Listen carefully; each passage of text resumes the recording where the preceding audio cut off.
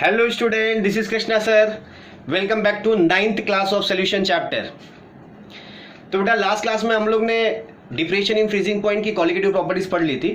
ठीक है, it is a type of colligative properties. तो ऑलरेडी हम लोग ने 3 कॉलिगेटिव प्रॉपर्टीज फिनिश कर दी है, relative loading of vapour pressure, elevation in boiling point and depression in freezing point.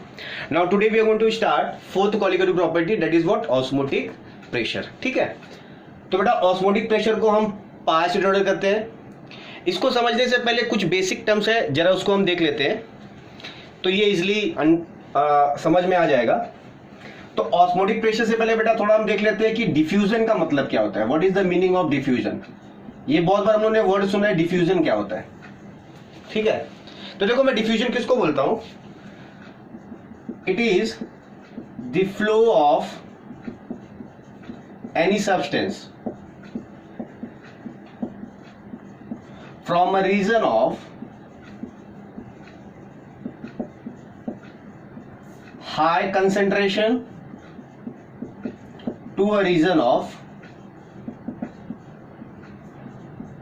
low concentration। ठीक है, तो डिफ्यूजन का मतलब बेटा क्या होता है, तुम्हारे पास चाहे सॉलिड हो, चाहे लिक्विड हो, चाहे गैस हो, कोई भी हो, जहां पे अमाउंट ज्यादा रहेगा उस सब्सटेंस का, वो ऑलवेज कहां पे जाने की कोशिश करता है, जहां पे अमाउंट क्या है, कम है।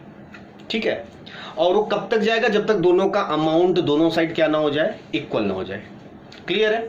सपोज करो एक ऐसी कंडीशन है, मेरे पास बेटा एक कंटेनर है जो डिवाइडेड एक मेम्ब्रेन से। ठीक है, लेट अस सपोज ये मेम्ब्रेन है जिसके अंदर बहुत पोरस होल्स है, अंदर बहुत छोटे छोटे होल्स है, और मैंने क्या किया, मैंने यहाँ पे सोल्यूशन ले लिया है। ठीक है, इस साइड भी सोल्यूशन है, इस साइड भी सोल्यूशन है, और मैंने क्या बोल दिया कि सपोज करो इसका कंसेंट्रेशन C1 है और इसका कंसेंट्रेशन क्या है, C2 है। और बेटा मैं यहाँ पे एक कंडीशन डाल दूंगा कि C1 का जो कंसेंट्रेशन है वो बेटा C2 से ज्यादा है। C1 का जो कंसेंट्रेशन है वो क्या है, C2 से ज्यादा है। ठीक है, C1 is greater than what, C2। तो अगर मैं बोलता हूं कि यहाँ पे जो सोल्यूशन है इसमें कंसेंट्रेशन C1 का ज्यादा है, इसका मतलब क्या है, यहां पे बेटा सल्यूट का अमाउंट ज्यादा है विथ रिस्पेक्ट टू व्हाट, इसके कंपैरिजन में। अगर मैं बोल दिया इसका कंसंट्रेशन से ज्यादा है, मतलब कंसंट्रेशन में ऑलवेज बात करता हूं ना विथ रिस्पेक्ट टू सल्यूट को लेके। दो सोल्यूशन मैंने बोल दिया, एक का कंसंट्रेशन ज्यादा है, दूसरे का में मतलब जो पहला वाला जिसका कंसंट्रेशन ज्यादा है उसमें सल्यूट का अमाउंट थोड़ा सा मैंने क्या लिया, ज्यादा लिया है। ठीक है, तो ऑलवेज जब भी हम कंसंट्रेशन की बात करते हैं तो विद रिस्पेक्ट टू क्या बात करते हैं, सोल्यूशन की। अच्छा, तो अगर मैं बोल रहा हूं यहाँ पे सल्यूट का कंसंट्रेशन ज्यादा है, अमाउंट ज्यादा है, तो यहाँ पे बेटा उसके कंपेरिजन सल्यूट का अमाउंट यहाँ पे क्या है, कम है। क्लियर है। अब उल्टे वे में मैं देखता हूं कि अगर मैं बोल रहा हूं यहाँ पे बेटा सल्यूट का अमाउंट कम है, मतलब यहाँ पे सॉल्वेंट का अमाउंट क्या है, ज्यादा है, और यहां पे अगर सल्यूट का अमाउंट ज्यादा है तो सॉल्वेंट का अमाउंट कम है इसके रिस्पेक्ट में। ठीक है, वैसे तो सोल्यूशन में सॉल्वेंट ज्यादा ही होता है विथ रिस्पेक्ट टू सल्यूट, लेकिन इसके रिस्पेक्ट में यहाँ पे सॉल्वेंट क्या है, कम रहेगा। क्लियर है मेरी बात। अच्छा, तो अगर मैं बोलूंगा यहाँ पे अगर डिफ्यूजन प्रोसेस हुआ तो देखो यहाँ पे सल्यूट का अमाउंट ज्यादा, तो बेटा यहां से कौन आना चालू करेंगे, यहां से आना चालू करेंगे तुम्हारे कौन, सल्यूट। ठीक है, तो यहां से अमाउंट सॉल्यूट का ज्यादा है और यहाँ पे क्या है, कम है। अच्छा, यहाँ पे देखो सॉल्वेंट का अमाउंट ज्यादा है तो सॉल्वेंट तुम्हारे इस साइड जाना चालू करेंगे, यहां पे कौन जाना चालू करेगा, सॉल्वेंट। कब तक ये सॉल्यूट और सॉल्वेंट का ट्रांसफर होता रहेगा, जब तक दोनों साइड का अमाउंट क्या ना आ जाए, सेम ना आ जाए। क्लियर है मेरी बात ये। Okay, this is what diffusion. अब ऐसी एक फिनोमिना होता है जिसको बेटा हम कहते हैं ऑस्मोसिस। ऑस्मोसिस। अब ये ऑस्मोसिस क्या होता है, जरा इसको देख लेते हैं। What is osmosis. It is the flow of solvent molecule, very important, it is the flow of what, solvent। यहां पे देखो स्पेसिफिक वर्ड आ गया है, सॉल्वेंट के लिए ही बात हो रही है। it is the flow of what, solvent molecule from a region of high, from, ऐसा लिख दो, it is the flow of solvent molecule from solvent compartment to solution compartment, है ना। अगर मान लो मैंने 2 कंपार्टमेंट तुम्हें दे दिए, एक साइड बेटा मैंने क्या किया, सपोज करो ऐसी कंडीशन है, ठीक है, इधर प्योरली सिर्फ क्या है, इसके अंदर सिर्फ सॉल्वेंट है, इसके अंदर सिर्फ प्योरली क्या है, सॉल्वेंट है, और यहां पे बेटा तुम्हारा सोल्यूशन है, यहां पे क्या है तुम्हारा, इसमें तुम्हारा क्या है, सोल्यूशन है, और इन दोनों को तुमने किससे सेपरेट किया है, एसपीएम से। अब ये एसपीएम क्या है, this is what, semi permeable membrane, semi permeable membrane. ये ऐसा मेम्ब्रेन होता है जो अपने अंदर से सिर्फ किसको पास होने दे रहा है, सॉल्वेंट के मॉलिक्यूल्स को पास होने दे रहा है, ठीक है। तो अगर ये सिर्फ अपने अंदर से सॉल्वेंट के मॉलिक्यूल्स को पास होने दे रहा है, और मैं बोल रहा हूं बेटा यहां पे सिर्फ प्योरली सॉल्वेंट है और यहां पे क्या है, सोल्यूशन है, तो तुम्हारा सॉल्वेंट कौन से साइड में, कौन से साइड जाएगा, देखो यहां पे प्योर सॉल्वेंट है, यहां पे सोल्यूशन है, तो यहां पे सोल्यूट भी तो है, मतलब यहाँ पे मैं बोल सकता हूँ सॉल्वेंट का अमाउंट थोड़ा सा क्या रहेगा, कम रहेगा, और यहाँ पे प्योरली सॉल्वेंट, तो यहाँ पे सॉल्वेंट का अमाउंट क्या रहेगा, ज्यादा रहेगा। तो मेरा सॉल्वेंट कहां से कहां जाएगा, लेफ्ट टू राइट जाएगा, है ना, तो मेरा ये क्या जा रहा है, सॉल्वेंट जा रहा है, कहां से, लेफ्ट टू राइट। सो इसी को मैं क्या बोलता हूँ, ऑस्मोसिस। क्लियर है मेरी बात। और देखो मैं क्या बोल सकता हूँ, it is the flow of solvent molecule from the solvent compartment to solution compartment, और from a region of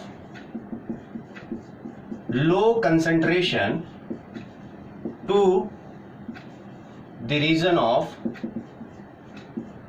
high concentration of solution.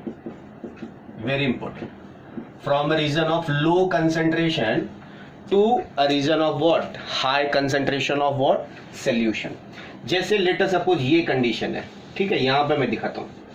Suppose करो बेटा मैंने बोला कि यहाँ पे मैंने क्या किया, इन दोनों कंपार्टमेंट को मैंने सेपरेट कर दिया by what, semi permeable membrane, ठीक है, ये कंपार्टमेंट है, और इसको मैंने क्या कर दिया, दोनों को सेपरेट कर दिया by what, semi permeable membrane से मैंने क्या कर दिया, इनको सेपरेट कर दिया है, ओके। ये मैंने लगा दिया यहाँ पे what, SPM, semi permeable membrane, और इस साइड बेटा मैंने क्या ले लिया, इस साइड भी मैंने सॉल्वेंट ले लिया है, सॉरी इस साइड भी मैंने सोल्यूशन ले लिया है, और इस साइड भी मैंने सोल्यूशन ले लिया, मतलब सोल्यूशन दोनों साइड है, यहां भी क्या है सोल्यूशन, यहां भी क्या है सोल्यूशन, लेकिन अब मैंने यहां पे देखो ये वाली कंडीशन लगा दी है, ये वाली कंडीशन, इस साइड वाला जो सोल्यूशन इसका कंसंट्रेशन C1 है, इस साइड का जो सोल्यूशन इसका कंसंट्रेशन क्या है बेटा, C2 है, ठीक है। तो अब मुझे बताओ यहाँ पे सॉल्वेंट कौन से डायरेक्शन में, कौन से डायरेक्शन में जाएगा, किस साइड से किस साइड जाएगा। तो अगर मैं बोल रहा हूं यहाँ पे कंसंट्रेशन ज्यादा है, मतलब यहाँ पे सोल्यूट का अमाउंट क्या रहेगा, ज्यादा रहेगा, तो इन शॉर्ट में बोल सकते हो यहाँ पे सॉल्वेंट का अमाउंट क्या रहेगा, कम रहेगा। सोल्यूट के रेस्पेक्ट में तो ज्यादा रहेगा, इसके विद रेस्पेक्ट टू दूसरे वाले सोल्यूशन के कंपैरिजन में। अगर मैं बोल रहा हूँ इसका कंसंट्रेशन अगर कम है, तो बेटा इसका कंसंट्रेशन कम है, मतलब यहाँ पे सॉल्वेंट का अमाउंट क्या है, थोड़ा सा ज्यादा है, मतलब वो सोल्यूशन थोड़ा सा डाइल्यूटेड है, तो डाइल्यूटेड है मतलब उसमें सॉल्वेंट का अमाउंट क्या है, ज्यादा है। तो ऑलवेज लो कंसंट्रेशन से, लो कंसंट्रेटेड सोल्यूशन से कहां पे जाएगा, हाई कंसंट्रेटेड सोल्यूशन में जाएगा, कौन, सॉल्वेंट। क्लियर है मेरी बात। This is called as what, osmosis. क्या यहां तक बात क्लियर है। ऑस्मोसिस क्या होता है समझ में आ गया, चलो ठीक है। अब बेटा हम पढ़ेंगे ऑस्मोटिक प्रेशर क्या होता है, ठीक है। तो बहुत सिंपल है, मान लो यहाँ पे ये प्रोसेस चल रहा था, इस साइड बेटा सॉल्वेंट था, इस साइड सोल्यूशन था, और ये ऑस्मोसिस फिनोमिना चल रहा था, ठीक है। अब मैंने क्या किया, मैंने इस ऑस्मोसिस को रोकने के लिए मैंने एक एक्सटर्नल प्रेशर लगा दिया।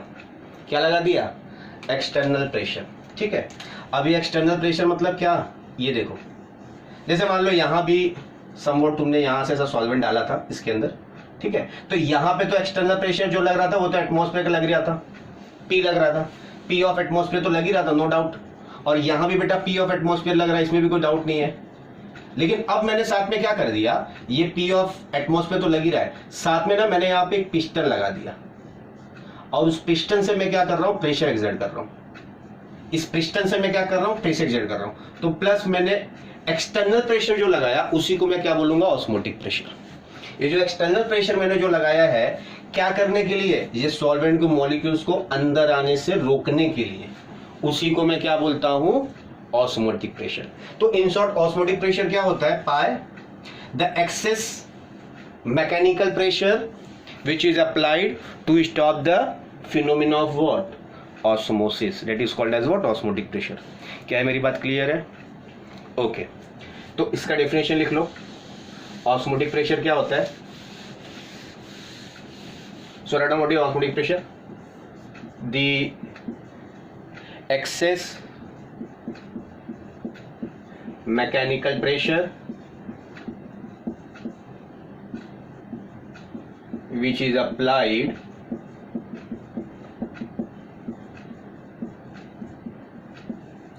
to stop the flow of, to stop the process of osmosis.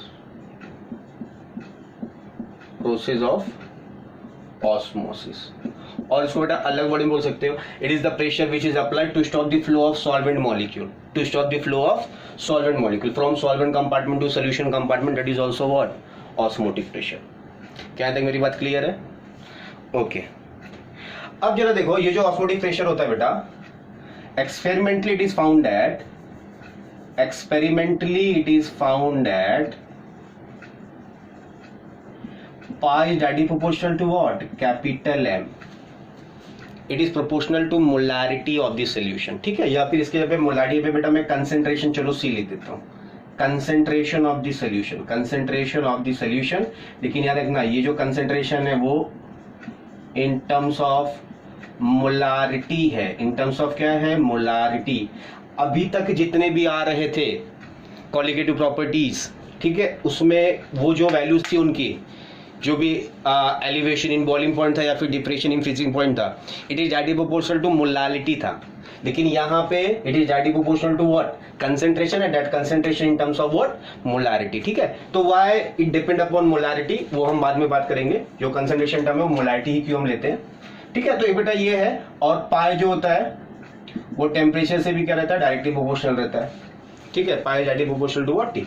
तो अगर इन दोनों इक्वेशन को अगर मैं ज्वाइंट कर दूंगा और अगर मैं डायरेक्टली प्रोपोर्शनल की बेटा साइन हटाऊंगा तो मुझे एक फॉर्मूला मिलता है, pi equal to C R T. Pi equal to what? C R T. इसमें कोई दिक्कत है? ओके, तो this is very famous formula, इसको याद रख लो, pi equal to C R T. अच्छा, थोड़ा सा और देखते हैं, मोलार मास और ऑस्मोटिक प्रेशर के बीच में बेटा क्या रिलेशन निकलेगा. यहाँ पे लिख लो चाहिए तो relation between molar mass of solute and osmotic pressure pi. ठीक है, इसके बीच में जरा रिलेशन निकाल लेते हैं, इन दोनों के बीच में क्या रिलेशन निकलेगा. तो ये देख लो, मैंने क्या बोला, जो अपना कंसेंट्रेशन है वो इन टर्म्स ऑफ मोलारिटी है. सो बेटा पाई इक्वल टू क्या जाए? कंसेंट्रेशन क्या होता है? मोलारिटी क्या होती है? Number of moles of solute divide by what? Volume of solution. वो भी किसमें? लीटर में. यही तो अपनी मोलारिटी होती है. पाई क्या होता है तुम्हारा? Number of moles of solute divide by volume of solution, बेटा किसमें? लीटर में. R into T. क्लियर है? अच्छा, नंबर ऑफ मोल्स को बेटा तुम क्या लिख सकते हो? Mass upon molar mass into volume of solution किसमें? लीटर में. R into T. ये अपना क्या मिल गया? Final formula. क्लियर है? अच्छा, अब देखो यहां पे बेटा, अभी यहां पे तुम ये आर की वैल्यू क्या लोगे? आर की बेटा तुम वैल्यू लोगे 0.0821. वॉल्यूम लीटर में है तो लीटर वाला इसका जो यूनिट होता है वो आएगा litre atmosphere kelvin inverse mole inverse. ठीक है, और जब तुम न्यूमेरिकल सॉल्व करोगे तो 0.081 अप्रोक्सीमेटली बेटा 1/12 भी तुम लेके उसको सॉल्व कर सकते हो. क्लियर है? हाँ. अच्छा, अब बात करते हैं कि why osmotic pressure depend upon what? Concentration term and that is what? Molarity of the solution. ठीक है, मोस्टली ऑस्मोटिक प्रेशर किसके लिए होता है? It is used to find out molecular weight of molecular weight of दो substance which are जिनका molecular weight बहुत high होता है. For example they are used to find out molecular weight of polymers, carbohydrates, है ना. Mostly जो biomolecules होते हैं उनके लिए this method is most preferably use. Why? Because pressure measurement is carried out at what? Room temperature. क्योंकि वो जो बंदे होते हैं जिनका मॉलिक्यूलर वेट हाई होता है, जैसे प्रोटीन्स हो गया, पॉलीमर्स हो गए। तो बेटा इनका ये बंदे जो होते हैं हाई टेम्परेचर पे ये क्या होते हैं, अनस्टेबल होते हैं। हाई टेम्परेचर पे ये बंदे क्या होते हैं, अनस्टेबल होते हैं। तो इसलिए अगर तुम बाकी और चीजें अगर सपोज करो तुम उनका वेट अगर फाइंड आउट कर रहे हो और टेम्परेचर क्या है, हाई है, तो वो अनस्टेबल हो जाएंगे और प्रॉपर्ली तुम्हें उनका मोलर वेट मिलेगा नहीं। और मोलारिटी में मोलारिटी जो होता है वो टेम्परेचर डिपेंडेंट क्वांटिटी होती है, ठीक है। तो इसलिए तुम्हें ऑलवेज टेम्परेचर क्या करना पड़ता है, रूम टेम्परेचर रखना पड़ता है। अगर तुम वहां पे टेम्परेचर बढ़ाओगे तो फिर वॉल्यूम भी क्या होगा, मोलारिटी का चेंज हो जाता है। इसके वजह से टेम्परेचर मोलारिटी मोस्टली हम क्या रखते हैं, कांस्टेंट रखते हैं। और जो हाई मोलर वेट सब्सटेंस रहेंगे, पॉलीमर हो गए, बायोमोलिक्यूल्स हो गए, कार्बोहाइड्रेट्स हो गए, तो इनका अगर तुम मोलर वेट फाइंड आउट करना है तो इनके लिए भी तुम्हें टेम्परेचर क्या रखना पड़ता है, रूम टेम्परेचर रखना पड़ता है। इसलिए मोस्टली मोलारिटी ही प्रीफर की जाती है to find out what molecular mass by using what osmotic pressure method. Molarity का यूज नहीं करते। क्लियर है मेरी बात? ओके, तो ये बेटा ये सब चीजें हो गई। अब देखो एक दो क्वेश्चन कर लेते हैं इसके ऊपर, ऑस्मोटिक प्रेशर के ऊपर एक दो क्वेश्चन करते हैं, ठीक है। ये एक दो क्वेश्चन करते हैं और फिर इसके आगे कॉन्सेप्ट हम पढ़ते हैं। तो एक क्वेश्चन लिखो,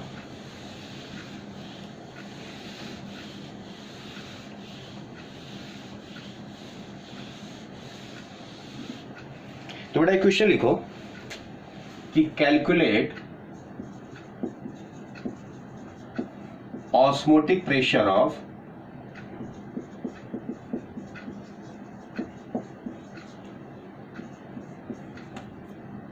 %, weight by volume glucose solution at 27 degree Celsius, ठीक है।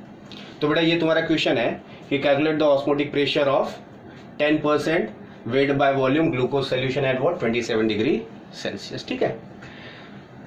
तो यहां पे देखो अपने को बेटा पाई निकालना है, ठीक है। ये अपना फॉर्मूला यूज होगा W2/m2 RT, volume of solution किस में होना चाहिए, लीटर में। अच्छा, इसका मतलब हम लोगों ने बेटा पहले ही पढ़ लिया। 10% वेट बाय वॉल्यूम का मतलब क्या हो गया, 10% वेट बाय वॉल्यूम का मतलब क्या हो गया, इसका मतलब हो गया 10 gram of glucose, 10 gram of glucose is present in volume है बेटा, तो किस में आ जाएगा 100 ml सोल्यूशन। इसमें कोई दिक्कत नहीं होनी चाहिए। क्लियर है? अपने को क्या मिल गया, वेट ऑफ ग्लूकोज मिल गया W2, है ना। 2 क्या होता है बेटा, वेट ऑफ ग्लूकोज, मतलब वेट ऑफ सोल्यूट होता है। तो ये अपना कितना आ गया 10 ग्राम। अच्छा, अपने को मोलार मास भी देखो चाहिए सोल्यूट का, तो ग्लूकोज का बेटा फॉर्मूला क्या है C6H12O6, ठीक है। सो ये 12 6 72 प्लस 12 और 16 6 96, ठीक है। तो 6 7 8 9 10, ये 0 7 8 8 प्लस 8 16 17 और 18। तो वेट ऑफ ग्लूकोज बेटा कितना है 180 ग्राम है। क्लियर है मेरी बात? अच्छा, और देखो क्या है, वॉल्यूम ऑफ सॉल्यूशन चाहिए, वो भी लीटर में चाहिए। अपने पास वॉल्यूम ऑफ सॉल्यूशन कितना है 100 ml है, तो इसको मैं क्या करूंगा लीटर में कन्वर्ट करने के लिए 10⁻³ से मल्टीप्लाई कर दूंगा। तो ये मेरा वैल्यू किस में कन्वर्ट हो गया, लीटर में। टेम्परेचर बेटा डिग्री सेल्सियस में है, इसको केल्विन में कर दो। सो 27 + 273, ये आ गया कितना 300 केल्विन, ठीक है। अब ये फॉर्मूला लगाएंगे, फाइंड आउट कर लो। तो पाई क्या है तुम्हारा W2/m2 × R × T upon volume of solution litre. तो ये कितना हो जाएगा 10/180, ठीक है। R बेटा कितना लेना है 0.0821 या फिर 1/12 ले लो, इनटू टेम्परेचर 300, और ये डिवाइड बाय कितना हो जाएगा वॉल्यूम ऑफ सोल्यूशन 100 × 10⁻⁻3, ठीक है। तो बस यही है, इसको सॉल्व करो, ठीक है। और जो भी वैल्यू आएगी ये किस में आ जाएगा ATM में, क्योंकि R की वैल्यू किस में ली हो ATM में ली हो, ठीक है। तो just solve it and find out the value of pi. Clear है?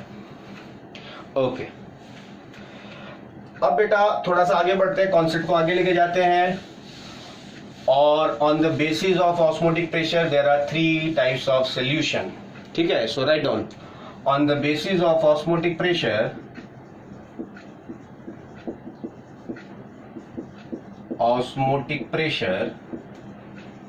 Solution are of 3 type. Solution बेटा कितने टाइप्स के हैं? 3 टाइप्स के हैं। एक को मैं क्या बोलता हूं? Isotonic solution. एक को मैं क्या बोलता हूं? Isotonic solution. एक को मैं क्या बोलता हूं? Hypertonic solution. और एक को बेटा क्या बोलूंगा? Hypotonic solution. ठीक है। अब ये आइसोटोनिक, हाइपरटोनिक और हाइपोटोनिक सोल्यूशन क्या होते हैं, अब इसको समझो। मैंने बोला अगर 2 सोल्यूशन है and both are exerting same osmotic pressure, then that solutions are called as what? Isotonic solution. ठीक है।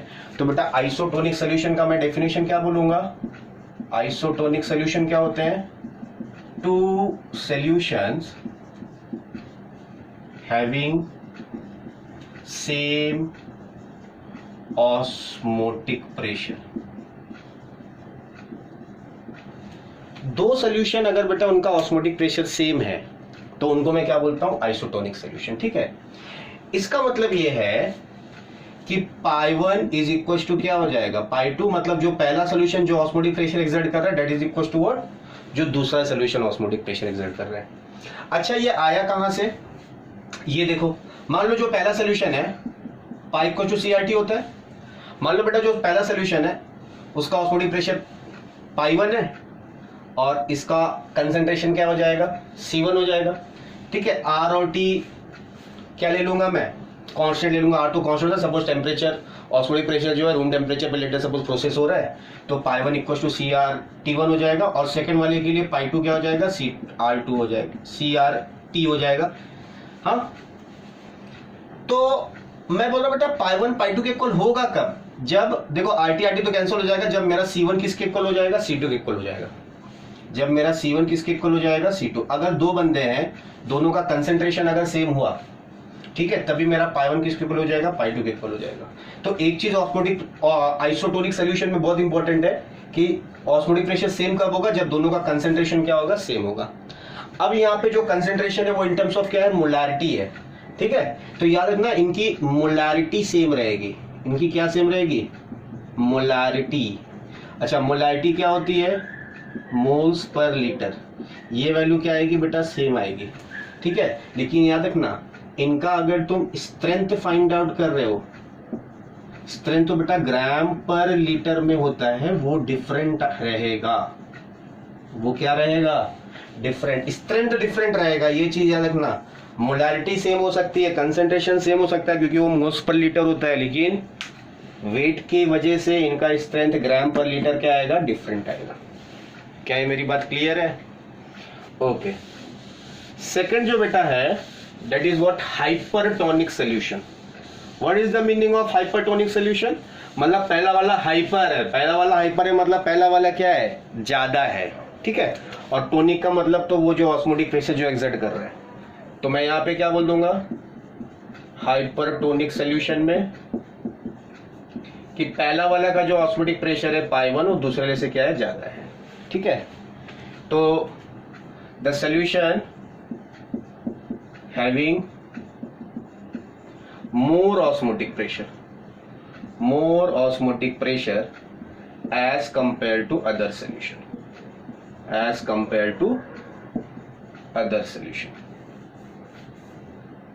another solution।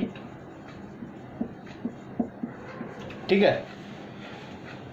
π1 बेटा अगर ज्यादा, इसका मतलब जो यहाँ का C1 रहेगा, पहले वाले का कंसंट्रेशन दूसरे से क्या रहेगा? ज्यादा रहेगा।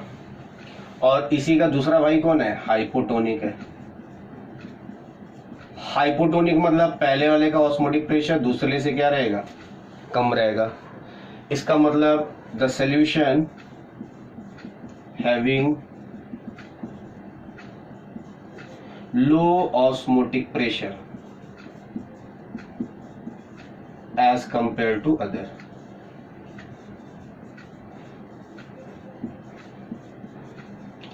सॉल्यूशन। ठीक है। तो यहां पे बेटा मैं क्या बोल सकता हूं कि जो मेरा पहले का जो कंसंट्रेशन रहेगा वो दूसरे से क्या रहेगा? कम रहेगा। क्लियर है मेरी बात? ये चलो, तो अब एक क्वेश्चन कर लो इसके ऊपर। ये पार्ट हो गया ना लिख के?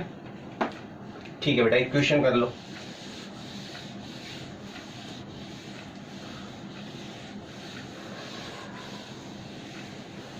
और सपोज करो अगर तुम कभी लेटर सपोज मैं थोड़ा सा स्पीड मेरी बढ़ गई, ठीक है, और तुम लिख नहीं पा रहे हो तो क्या करना, वीडियो को पॉज कर दो और फिर क्या कर लो, कॉपी डाउन कर लो, ठीक है। अच्छा, एक क्वेश्चन लिखो,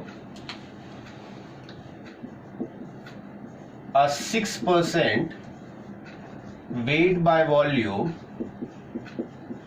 glucose solution is isotonic with 0.33% weight by volume urea solution, ठीक है। तो बेटा मैंने क्वेश्चन क्या लिखा है कि a 6% weight by volume glucose solution is isotonic with 0.33% weight by volume urea solution. Find the molar mass. Find the molar mass of urea if the molar mass of glucose is 180 ग्राम, ठीक है, पर मोल। क्या ये मेरी बात clear है? था question समझ में आया? क्या बोल रहा है, 6% weight by volume glucose solution है, वो आइसोटोनिक किसके साथ, 0.33% weight by volume what, urea solution. तुम्हें क्या फाइंड आउट करना है बेटा, मोलार मास यूरिया का, और तुम्हें मोलार मास ग्लूकोज का क्या हुआ, दिया गया है 180 ग्राम पर मोल, ठीक है। बहुत ईजी है, ये देख लो। पहले तो देखो ये कंडीशन बहुत इंपॉर्टेंट है, यहाँ पे क्या बोल रहा है, सोल्यूशन तुम्हारे क्या आइसोटोनिक है। अगर बेटा आइसोटोनिक सोल्यूशन है तो मैं क्या बोलूंगा, पाई 1 इक्वल टू क्या बोलूंगा, पाई 2। इसका मतलब C1 क्या हो जाएगा बेटा, C2 के इक्वल हो जाएगा, ठीक। अच्छा, ये देखो क्या हो जाएगा, ये N2 upon V volume of solution litre में, और ये N2 इसको डैश बोल देता हूँ upon volume of solution litre में, ठीक है, 2 वाले को डैश ले लिया। अच्छा, ये देखो 6% वेट बाय वॉल्यूम का मतलब बेटा क्या है, 6 ग्राम ऑफ ग्लूकोज है ना, 6 ग्राम ऑफ ग्लूकोज किस में प्रेजेंट है, 100 ml वेट बाय वॉल्यूम है तो 100 ml ऑफ सोल्यूशन में प्रेजेंट है, ठीक है। और यहां पे इसका मतलब क्या हो जाएगा, 0.33% का मतलब क्या हो जाएगा, ये यूरिया कितना प्रेजेंट है, 0.33 ग्राम प्रेजेंट है, ठीक है, किसमें, 100 ml में। तो अच्छा देखो, तुम जब वॉल्यूम है, वॉल्यूम बेटा अगर तुम 100 ml है उसको जब तुम लीटर में करोगे तो दोनों का वॉल्यूम सेम ही रहेगा, ठीक है, 0.1 रहेगा। तो 0.1 करोगे वो तो उड़ने ही वाला है, ये तो कैंसिल ही होने वाला है, तो इसको लिख के कोई मतलब नहीं है, ठीक है। तो इसके मोल्स इक्वल टू व्हाट, इसके मोल्स। अब इसको ओपन कर दो, ये होता है बेटा mass upon what, molar mass. ये क्या हो जाएगा, W2 dash upon what, M2 dash, ठीक है। तो ये तो यूरिया वाला था और ये किसका था, ये ग्लूकोज वाला था, ठीक है। तो ग्लूकोज का वेट कितना है, 6 gram, 6 upon molar mass glucose का 180, ठीक है। This is equal to what, W2 अपना कितना है, ये 0.33 अपॉन ये क्या, M2 डैश, ठीक है। तो ये 6 जा और ये 6 जा, ठीक है।